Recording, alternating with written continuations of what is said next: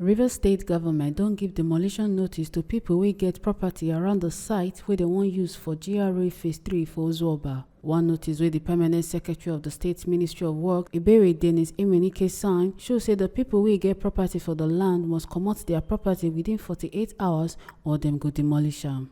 TMC Tori people say the land where Africa Independent Television AIT and Ray Power radio station build their station na part of the areas where they mark for demolition. However, the Rivers State Council of the Nigerian Union of Journalists don't beg the state government to drop their plan to demolish the station. For one statement where the chairman Stanley Job Stanley and the secretary Ike Wigodo signed, they beg the state government make them still look into the matter. Reports show say the land where AIT and Ray Power radio station build their transmission station don't they cause fight between Rivers State government and their Communications PLC before. The council begged the state government make them negotiate with the media organization, make them fit settle the matter peacefully.